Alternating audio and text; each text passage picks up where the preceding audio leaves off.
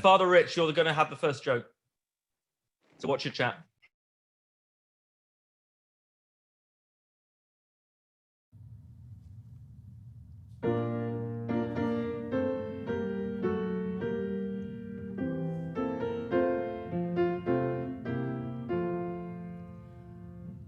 Hark the herald angels sing, glory to the newborn King. Peace on earth and mercy mild, God and sinners reconciled. Joyful ye nations rise, join the triumph of the skies. With the angelic host proclaim, Christ is born in Bethlehem. Hark the herald angels sing, glory to the newborn King.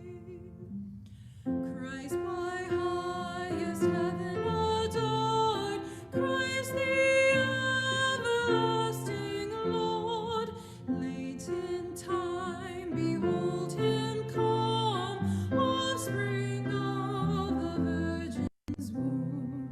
Veiled in flesh the Godhead see, hail the incarnate deity.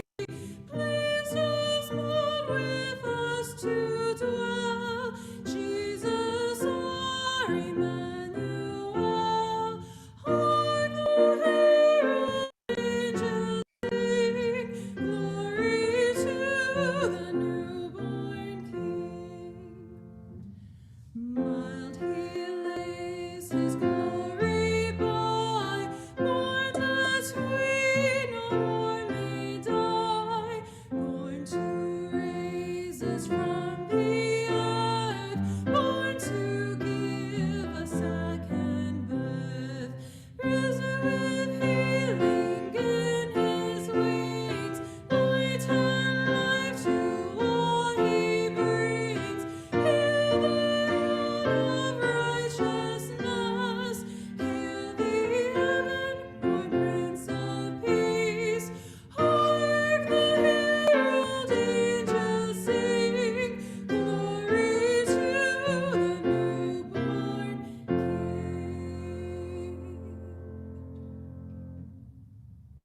Okay, Father Rich, could you unmute yourself and tell us? I am the unmuted, joke? and I have before me a joke. What ancient civilization was not wiped out by a plague? Anybody know? You can unmute yourself and try and guess. I'll give you a, The Babylonians. that's a great guess, but no. The Dinosaurians. That's a good guess, but they were wiped out. This is a civilization that was not wiped out. I know, I look at some of you and you're straining. I can tell. Trying to come up. Okay, the answer. You ready? The Macedonians, because they wore their mask. Yay! Yeah. Okay. Very good. Thank you very much, Father Rich. The first. So welcome. we're That was a good we're one. now we're So now if going to we have miss, we might get a thing. Whoop, sorry. we're now going to have our first. So we're going to have a series of readings from A Christmas Carol, which is absolutely one of my favorite stories, let alone Christmas story.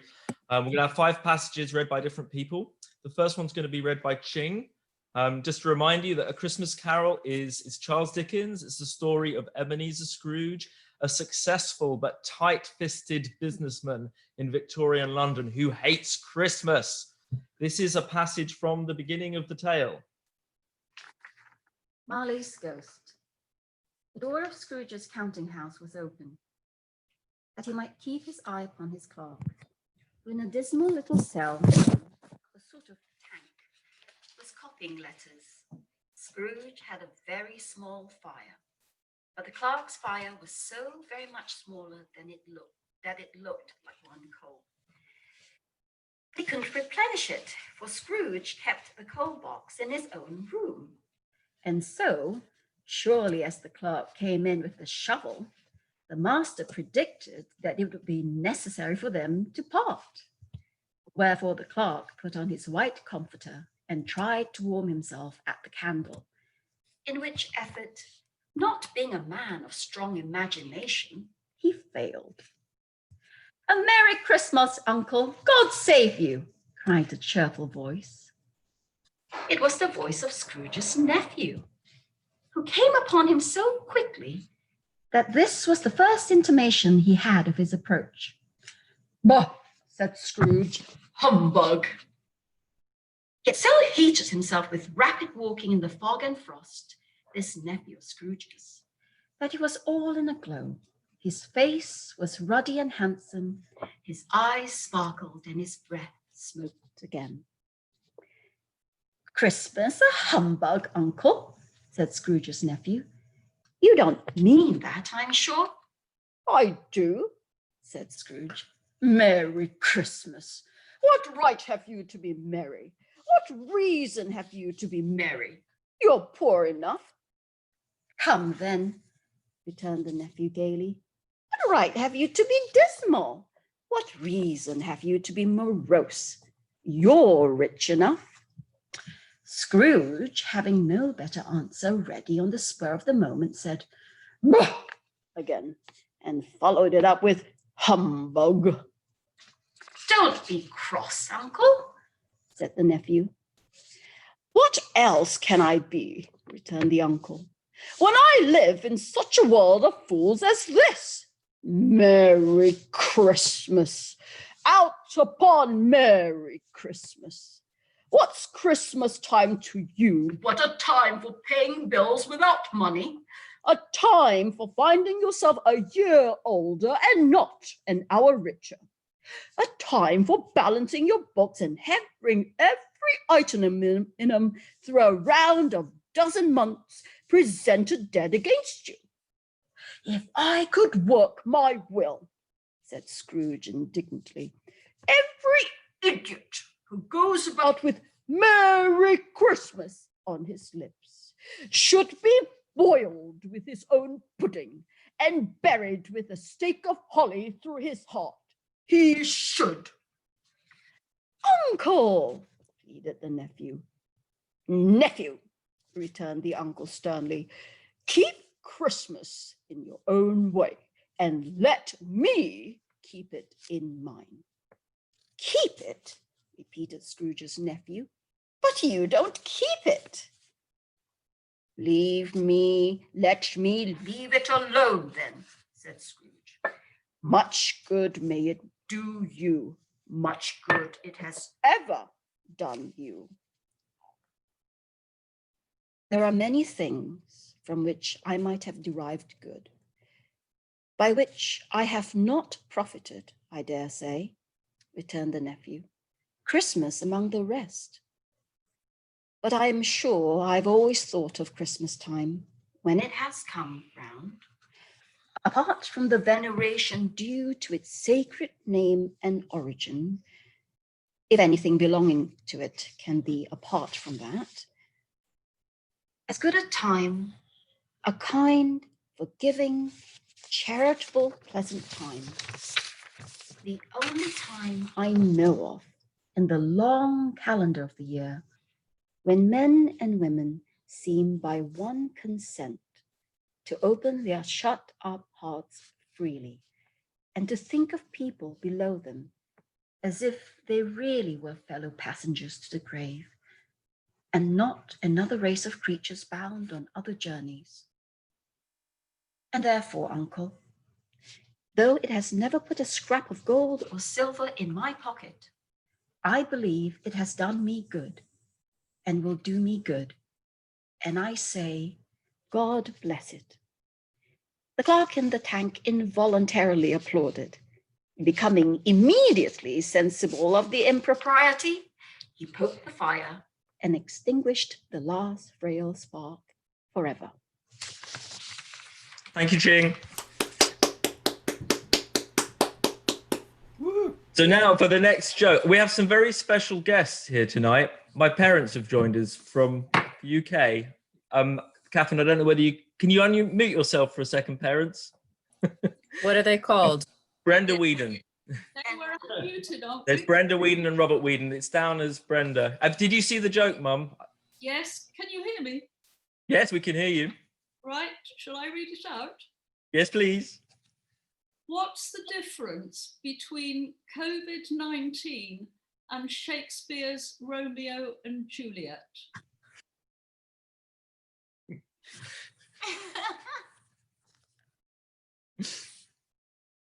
No. No, go on, Mum.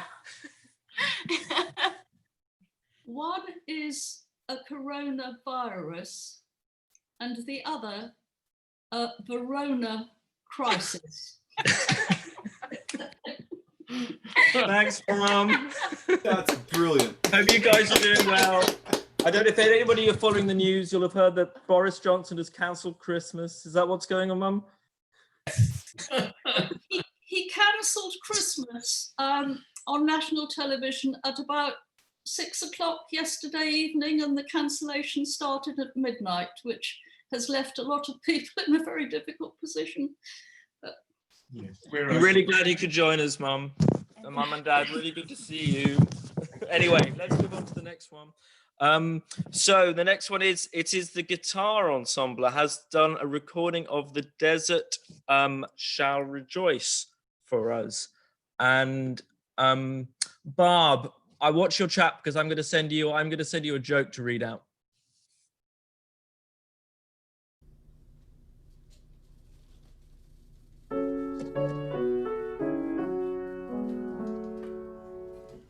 The desert shall rejoice and blossom as a rose.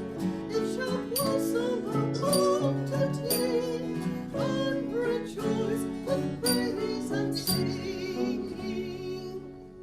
The desert shall rejoice and blossom as a rose.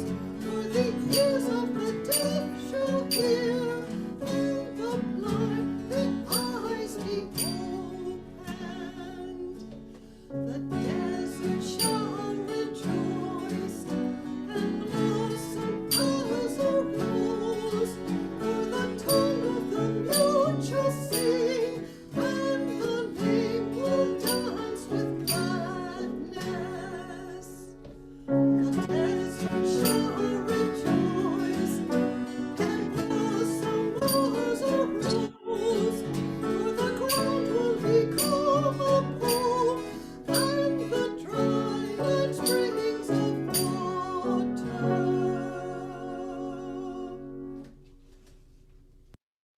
Thank you. So that was the Guitar Ensemble and Nancy singing. Thank you very much, guys. That was really good. Barb, were you able to see the joke in the chat? Yes, I do. Off you go. Why did the chicken cross the road? Hey, Mom. I know that one, to get to the other side. Because the chicken behind it didn't know how to socially distance properly. Thank you, Barb. Uh-huh. Okay, next one. I think we've got, this is a recording of Mark Fleming. Mark, are you on? Did you join us? Oh dear. Oh dear. Okay, well, this is Mark singing, I think, A Silent Night.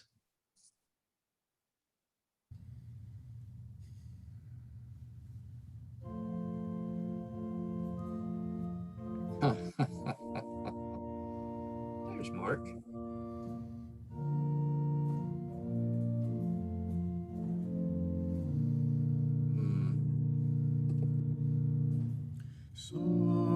Silent night, holy night, all is calm, all is bright, round yon virgin mother and child.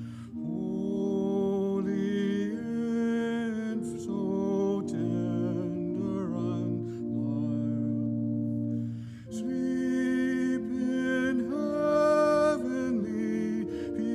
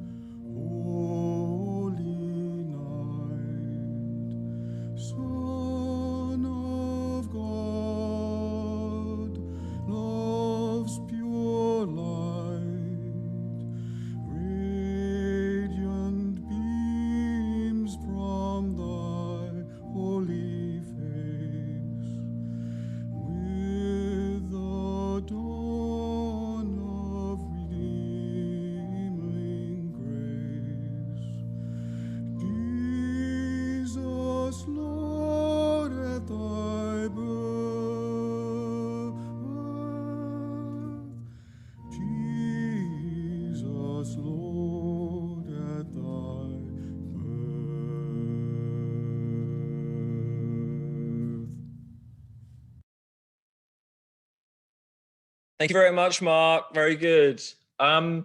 We now have a couple of recordings from Paige and John. Paige, do you want to introduce them?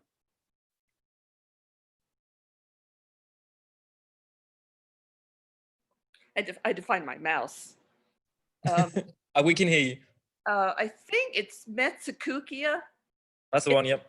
It's an Irish tune, and it's so well. Actually, it's from Finland, but it's in my Irish tune book, and it's just a sort of a haunting little melody, and it's just a lot of fun to play. And so I think John and I enjoyed playing it. And keep in mind when you're listening to it, I am still taking lessons.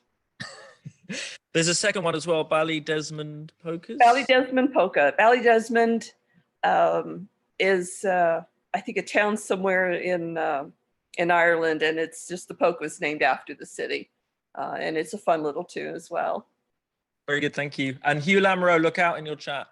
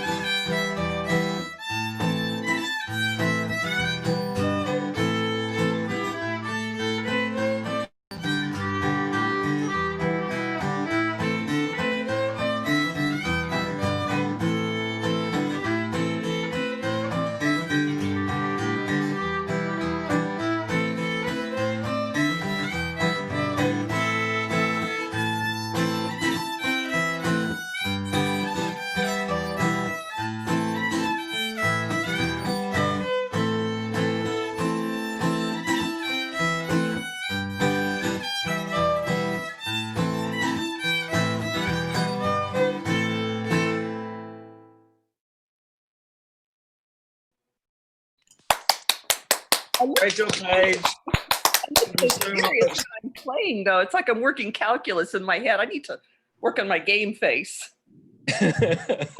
Okay, Hugh, tell us your joke. All right, I love these dad jokes, Joe. Well done. All right, everybody. What did the Black Plague say to the coronavirus? The Black Death say to the coronavirus? Well plagued, because you messed that up.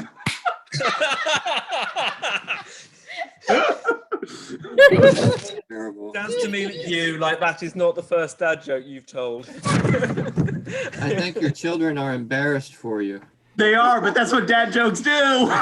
Doesn't matter if you get it right or wrong as long as you laugh. Hugh, that joke made me break out in boils. Keep them coming. There's no vaccine for dad jokes. Not Looking yet. like swallowed up.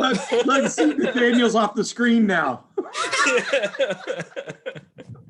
Okay, next up, Camilla Condro. I think you have something for us. Yes. I have to get into character. Wait. Ooh, exciting. Batman? This is a story about Strega Nona. Strega means witch. Nona means grandma. So I'm Strega Nona and I'm from Calabria, Italy. And I do very well in the area because everybody in the south of Italy are superstitious. So I can make potions to cure headaches, warts, the plague, and Father Rich, even baldness. But I'm getting old, so I need some help. So I hired someone to help me with my chores. And his name is Big Anthony. Say, Senora, I will help you. I will sweep your house. I will feed your goat. I will bring in water. And I will take 3 coins, eat a meal, and a place to sleep. I will be happy to do that. Thank you. Well, one day, while Anthony was working in the garden, he looked in Strega Nona's window and he saw her take her pasta pot and she was chanting. She said, "Bubble, bubble, pasta pot, boil me some pasta nice and hot. I'm hungry and it's time to sup. Boil enough pasta to fill me up." And believe it or not, it made pasta. She took her pasta out of the pot and then she said, "Enough, enough, pasta pot. I have my pasta nice and hot. Simmer down my pot of clay until I'm hungry another day." But before Anthony saw her throw 3 kisses to the pot, he ran into town and he told the people, "Oh, you have to see this magic from Strega Nona. She makes pasta out of a pot. You won't believe it." Well, they didn't believe Anthony and they said, "Anthony, go to the priest and confess your sins. You're lying." And he thought, one day I will prove I am right. Well, the time came. 2 days later, here comes Strega Nona, comes to Anthony and says, "Anthony, I have to go to the next town to see my friend Strega Amelia. Do your jobs, and there's food, there's cheese and bread for you in the house, but don't touch my pasta pot." Well, he thought, well, this is my time to show the people what I could do. So he goes into the house, takes down the pasta pot, says, "Bubble, bubble, pasta pot. Bubble, boil me some pasta nice and hot. I'm hungry and it's time to sup. Boil enough pasta to fill me up." It started bubbling and the pasta was cooking and he got so excited, he ran into town and he told the people, "Get your plates and forks and come out to Strega Nona's. You can have all the pasta you want." Well, they weren't sure he was telling the truth, but they thought, we better take our plates and forks and we'll go see if this is really true. They got there and they were eating pasta one helping, two helpings, three helpings. They were eating all this pasta, and the pasta just kept coming and coming, and they had enough. So Anthony says, enough, enough, pasta pot. I have my pasta nice and hot. Simmer down, my pot of clay, until I'm hungry another day. Well, he ran away before that. He knew that he had to throw 3 kisses. And the pasta kept coming and coming and coming. And he put the lid on top of the pot, sat on it. It still kept coming and coming out the door, down the street, into town. The people ran into town, build barricades to stop the pasta from coming into their town. It didn't stop them. So here, thank goodness, comes Stregonona back from her trip. She knows what has happened. And she goes into the house and she says, enough, enough, pasta pot. I have my pasta nice and hot. Simmer down, my pot of clay, until I'm hungry another day. Throws 3 kisses. Oh, it stopped boiling. The pasta stopped coming into the town. The people were so glad, but they were so angry at Anthony. They said, we have to punish him. We have to do something for what he did to our town. So Stregonona said, we have to have the punishment fit the crime. So she hands Anthony a fork and says, Anthony, start eating. So he had to eat the pasta. And when Italians don't have anything more to say, they just say, Mamma mia. And that was it. The end. Thanks, Camilla. You know, I thought the Universal Declaration of Human Rights had rules against cruel or unusual punishments like that. Yeah. But anyway, okay.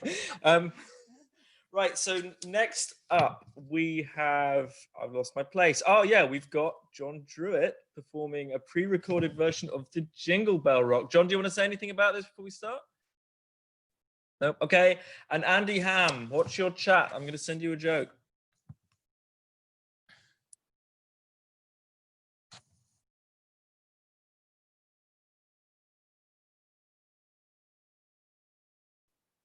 Jingle Bell Rock.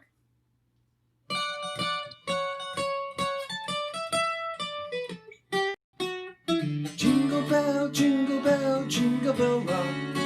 Jingle bells swing and jingle bells ring. Snowing and blowing up bushels of fun. Now the jingle hop has begun. Jingle bell, jingle bell, jingle bell rock.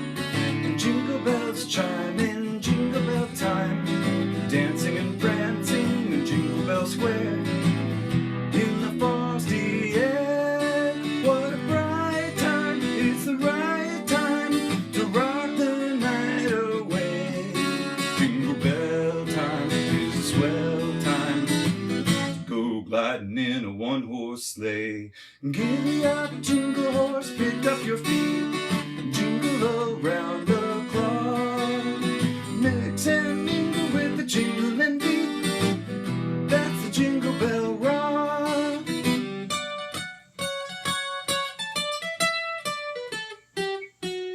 Jingle bell, jingle bell, jingle bell rock. Jingle bells chime in jingle bell time. Dancing and prancing in Jingle Bell Square. In the frosty air, what a bright time. It's the right time to rock the night away. Jingle bell time is a swell time to go riding in a one-horse sleigh. Giddy up, jingle horse, pick up your feet. Jingle around the block. Mix and mingle in the jingle and beat. That's the jingle bell. That's the jingle bell. That's the Jingle Bell Rock.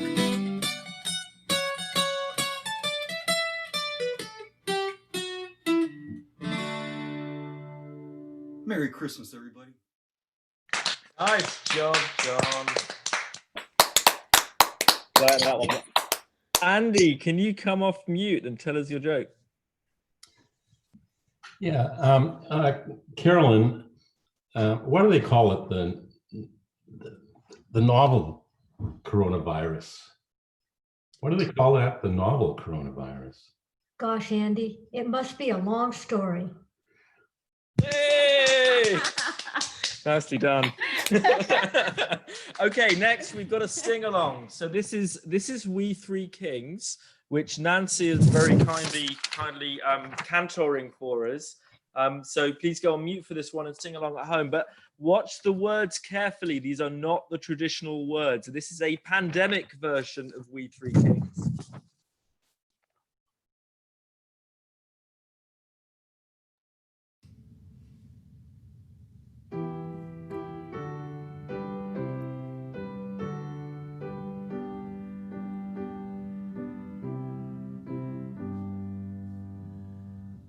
We three kings are 6 feet apart. Will a Purell before we depart? We've been tested as suggested. Careful are we and smart. Oh, do our masks go with our gowns? Do these face shields hide our crowns? We've had plenty 2020, still we head toward Davidstown. Melchior is now quarantined, stuck in Persia, so it seems. No more travel on a camel till there's a good vaccine. Oh, do our masks go with our gowns? Do these face shields hide our crowns? We've had plenty 2020, still we head toward Davidstown.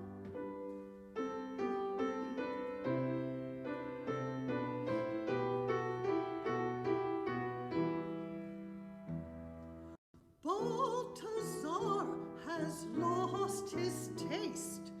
Eating food is such a waste. How disquieting, now he's dieting. Life now is slower paced.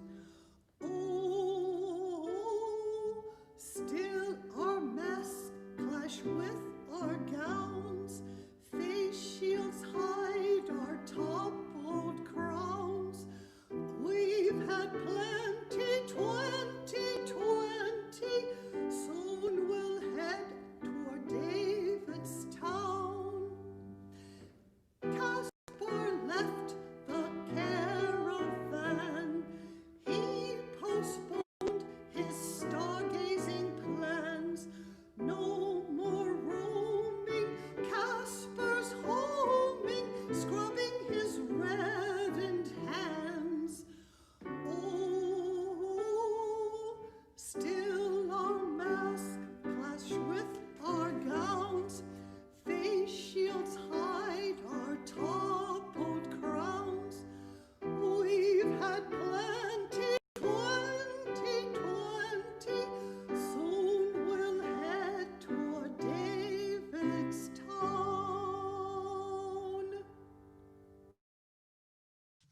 That was brilliant, Nancy. Thank you. And Catherine, I apologize. I realized I jumped off the program a little bit. So up next is Craig Dubashar. He's going to do the second reading from Christmas Carol. So this is the first of the three spirits. So Scrooge has been told by the ghost of his dead business partner that three spirits will visit him. These spirits are the last chance Scrooge has to avoid the fate of his partner, dragging chains around for eternity. So this is the first spirit, the ghost of Christmas past. So further, Joe, so the spirit has taken Scrooge back in time to look at a more pleasant, earlier Christmas. That's where we start. There were more dances, and there were forfeits, and more dances, and there was cake, and there was negus, and there was a great piece of cold roast, and there was a great piece of cold boiled, and there were mince pies and plenty of beer. But the great effect of the evening came after the roast and boiled, when the fiddler, an artful dog mind, the sort of man who knew his business better than you or I could have told him, struck up Sir Roger de Coverley. Then old Fezziwig stood out to dance with Mrs. Fezziwig, top couple too, with a good stiff piece of work cut out for them. 3 or 4 and 20 pair of partners, people who were not to be trifled with, people who would dance and had no notion of walking. But if they had been twice as many, 4 times, old Fezziwig would have been a match for them, and so would Mrs. Fezziwig. As to her, she was worthy to be his partner in every sense of the term. If that's not high praise, tell me higher, and I'll use it. A positive light appeared to issue from Fezziwig's calves. They shone in every part of the dance like moons. You couldn't have predicted at any given time what would become of them next. And when old Fezziwig and Mrs. Fezziwig had gone all through the dance, advance and retire, both hands to your partner, bow and curtsy, corkscrew, thread the needle, and back again to your place, Fezziwig cut so deftly that he appeared to wink with his legs, and came upon his feet again without a stagger. When the clock struck 11, this domestic ball broke up.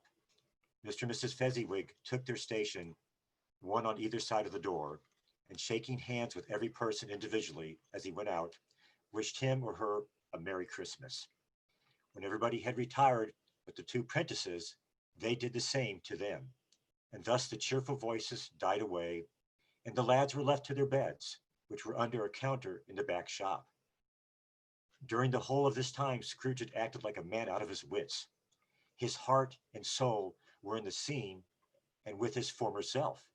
He collaborated everything, remembered everything, enjoyed everything, and underwent the strangest agitation.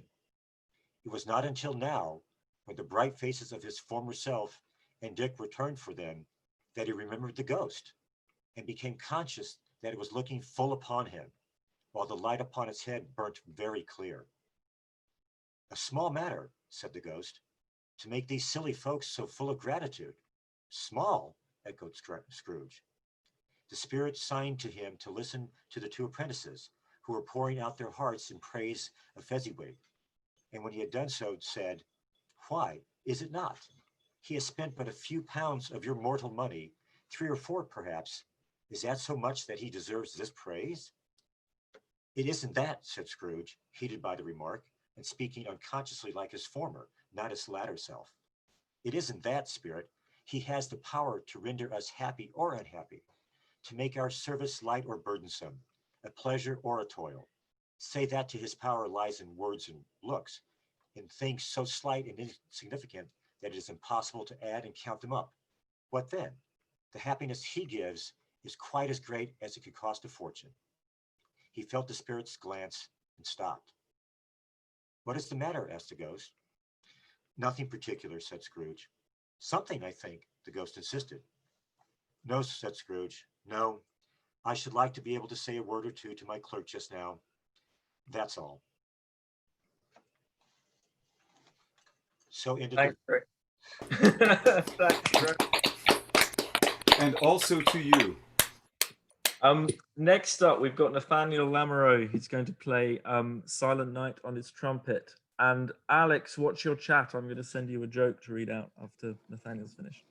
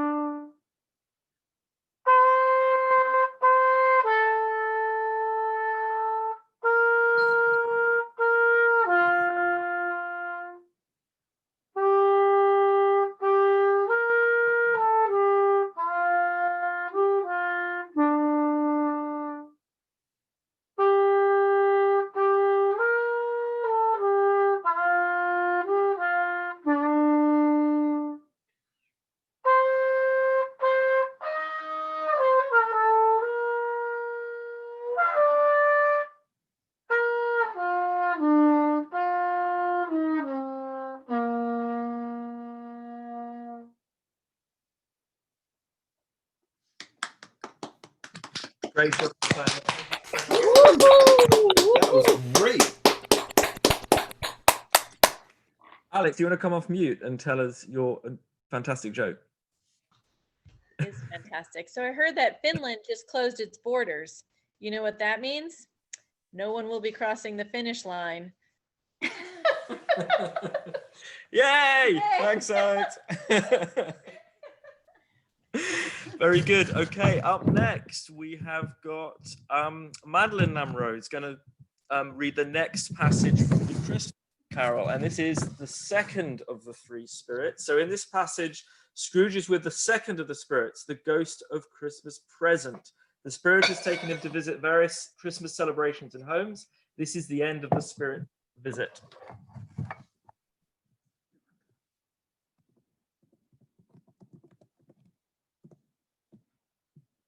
It was a long night, if it were only a night. But Scrooge had his doubts of this, because the Christmas holidays appeared to be condensed into the space of time they passed together. It was strange, too, that while Scrooge remained unaltered in his outward form, the ghost grew older, clearly older. Scrooge had observed this change, but never spoke of it until they left a children's 12th night party. When looking at the spirit as they stood together in an open place, he noticed that its hair was gray. "Are spirits' lives so short?" asked Scrooge. "My life upon this globe is very brief," replied the ghost. "It ends tonight." "Tonight!" cried Scrooge. "Tonight at midnight. Hark, the time is drawing near." The chimes were ringing the 3/4 past 11 at that moment. "Forgive me if I am not justified in what I ask," said Scrooge, looking intently at the spirit's robe. "But I see something strange, and not belonging to yourself, protruding from your skirts. Is it a foot or a claw?" "It might be a claw, for the flesh there is upon it," was the spirit's sorrowful reply. "Look here." From the foldings of its robe it brought 2 children, wretched, abject, frightful, hideous, miserable. They knelt down at its feet and clung upon the outside of its garment. "Oh, man, look here, look down here," exclaimed the ghost. They were a boy and a girl, yellow, meager, ragged, scowling, wolfish, but prostrate, too, in their humility. Where graceful youth should have filled their features out and touched them with its freshest tints, a stale and shriveled hand, like that of age, had pinched and twisted them, and pulled them into shreds. Where angels might have sat enthroned, devils lurked and glared out menacing. No change, no degradation, no perversion of humanity in any grade, through all the mysteries of wonderful creation, has monsters half so horrible and dread. Scrooge started back, appalled. Having them shown to them in this way, he tried to say they were fine children, but the words choked themselves, rather than be parties to a lie of such enormous magnitude. "Spirit, are they yours?" Scrooge could say no more. "They are man," said the spirit, looking down upon them, "and they cling to me, appealing from their fathers. This boy is ignorance, this girl is want. Beware of them both, and all of their degree. But most of all beware this boy, for on his brow I see that written which is doom, unless the writing be erased." "Deny it," cried the spirit, stretching out his hand towards the city. "Slander those who tell it ye, admit it for your factious purposes, and make it worse, and bide the end." "Have they no refuge or resource?" cried Scrooge. "Are there no prisons?" said the spirit, turning on him for the last time with his own words. "Are there no workhouses?"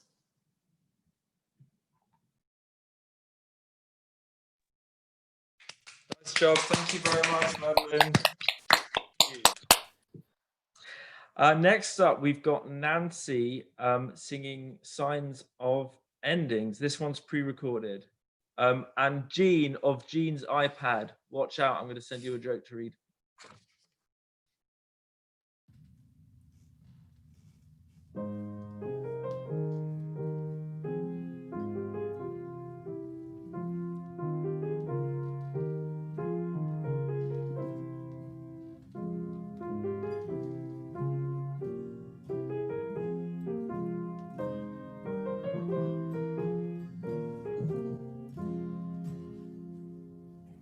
Signs of endings.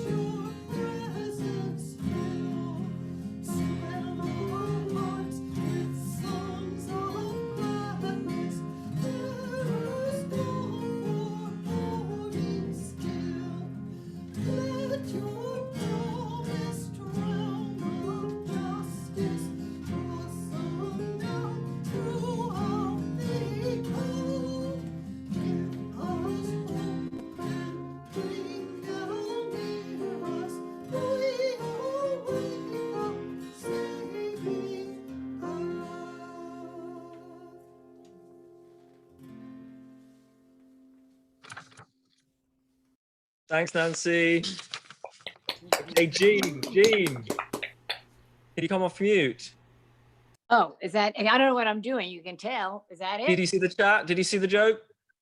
No, I'm botching it. No. Oh, no. She's on her Sorry. iPad. She might not be able to see the chat. Yep. I can't see. Okay, sorry. You're gonna have to do it. It's all right. Sorry. Well, I'll pick on someone else for the we'll do it next time. Craig Dubashar, you watch out. I'm gonna send you the joke. Okay. Do you know any jokes, Jean?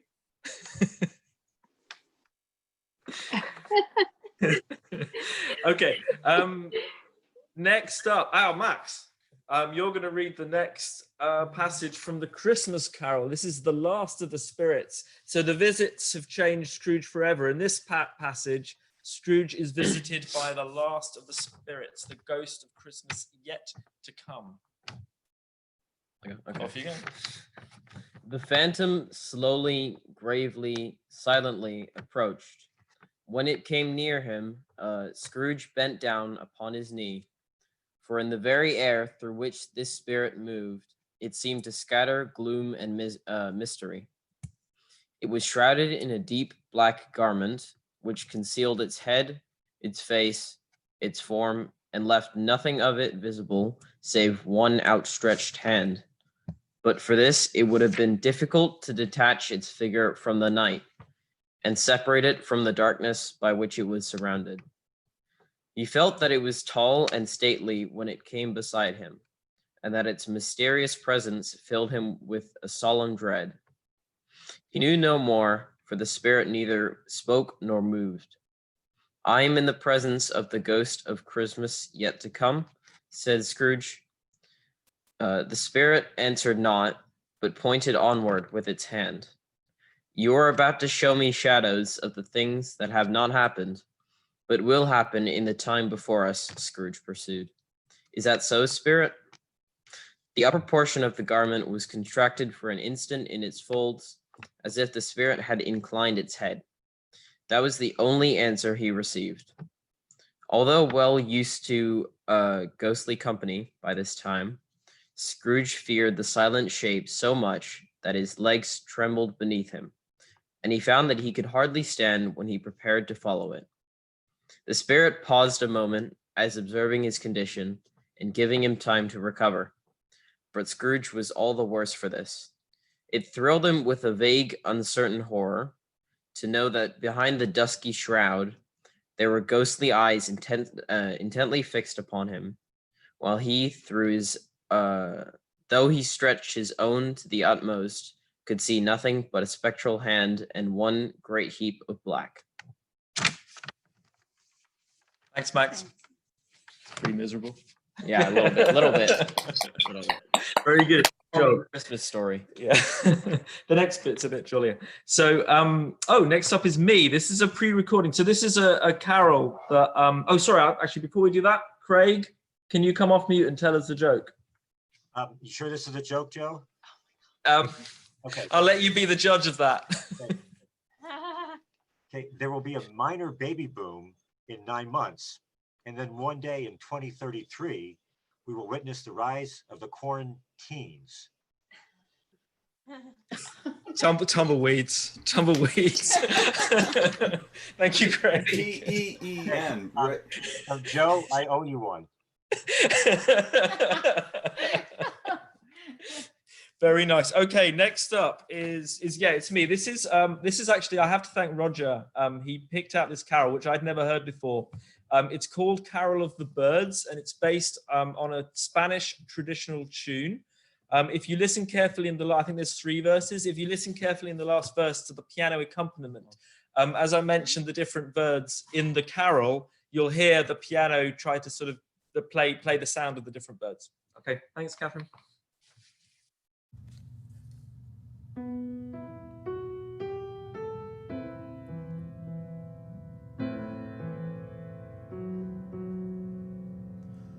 When in the eastern skies the wondrous star did rise and fill the night with splendor, came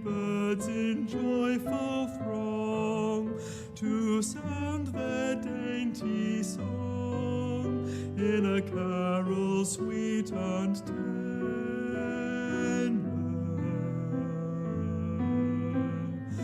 Hosanna to the child and to his mother mild, full reverently to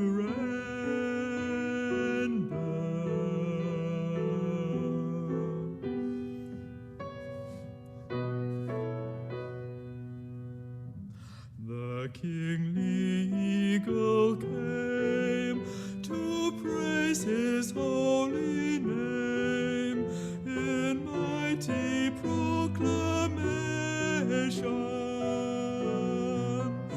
The sparrow then replied, "Tonight is Christmas tide, a night of jubilation." Then Robin Redbreast sang, "Now death has lost its pang, in Christ is our salvation."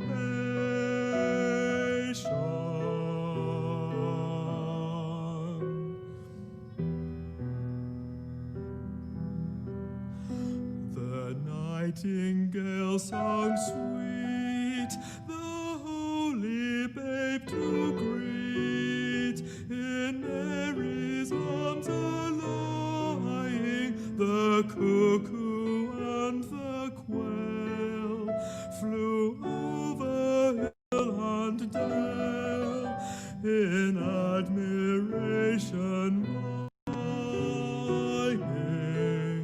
The barn owl's eyes were dim, such radiance blinded him, and homeward he went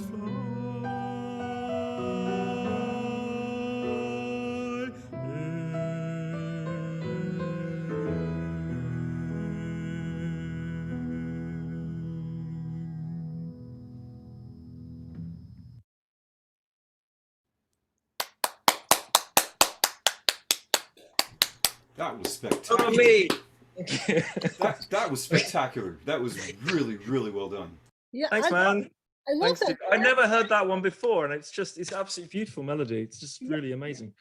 That was beautiful. It was beautiful. Thanks, Nancy. The contrast between the tonal voice and the bird trills was just beautiful, just chillingly beautiful. Thanks, Melissa.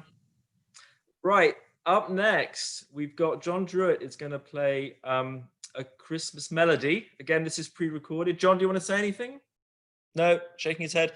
Carol Van Evera, please take a look at your chat. I'm going to send you a joke.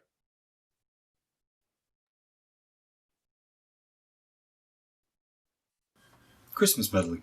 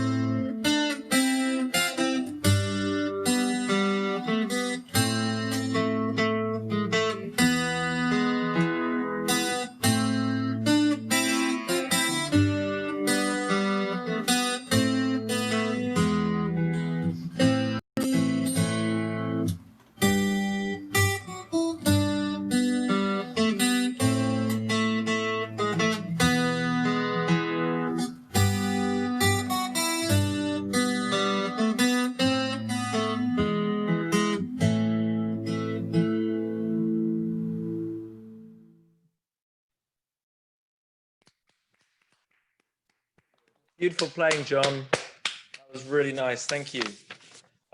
Carol, do you want to come off mute and tell us your joke? Oh, you're muted. We can't hear you.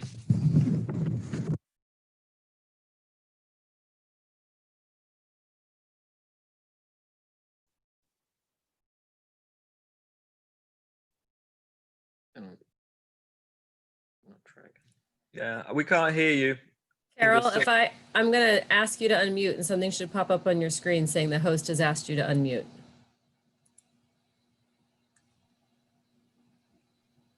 I can retell my joke, make it even funnier.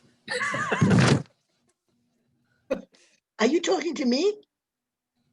No, Carol Van Evra. Oh. It's not working, Joe. Not working. Okay. Well, actually, other Carol, do you want to stay off mute and I will... Can you see your chat? I just sent you the joke in there. Can you read that out? Are you talking to me? Yeah, I'm talking to you now. What do you want me to do? Can you see your chat? I don't know what you're talking about. Okay, well, maybe we'll... I'm sorry, I don't know what you're talking Well, about. Merry Christmas, Carol. Merry Christmas to you. Hi, Carol.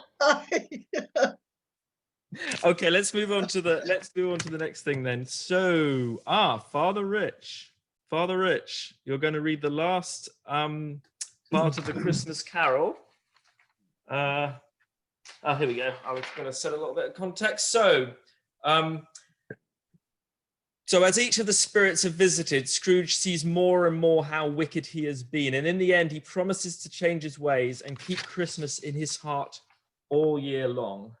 The last spirit dissolves and Scrooge faces the day with new energy. Yeah, Chris. There. We're unmuted. You can tell the joke now. Yeah, Carol found her on mute. Tell your joke, Carol. Finally. I'll send you a coronavirus joke, but you'll have to wait 2 weeks to see if you got it. Oh, That was worth waiting for. Thanks, Carol. Thank you for quarantining until it worked. He had frisked into the sitting room and was now standing there, perfectly winded. There's the saucepan that the gruel was in, cried Scrooge, starting off again and going round the fireplace. There's the door by which the ghost of Jacob Marley entered. There's the corner where the ghost of Christmas Present sat. There's the window where I saw the wandering spirits. It's all right. It's all true. It all happened. Ha ha! Really, for a man who had been out of practice for so many years, it was a splendid laugh, a most illustrious laugh, the father of a long, long line of brilliant laughs. I don't know what day of the month it is, said Scrooge. I don't know how long I have been among the spirits. I don't know anything. I'm quite a baby. Never mind, I don't care. I'd rather be a baby. Hello, whoop, hello there. He was checked in his transports by the church's ringing out the lustiest peals he had ever heard. Clash, clash, hammer, ding, dong, bell, bell, dong, ding, hammer, clash, clash. Oh, glorious, glorious. Running to the window, he opened it and put out his head. No fog, no mist, clear, bright, jovial, stirring, cold, cold, piping for the blood to dance to, golden sunlight, heavenly skies, sweet fresh air, merry bells, glorious, so glorious. What's today? Cried Scrooge, calling down to a boy in Sunday clothes, who perhaps had loitered in to look about him. Returned the boy with all the might of wonder. What's today, my fine fellow? Said Scrooge. Today, replied the boy. Why, Christmas Day. It's Christmas Day, said Scrooge to himself. I haven't missed it. The spirits have done it all in one night. They can do anything they like. Of course they can. Of course they can. Hello, my fine fellow.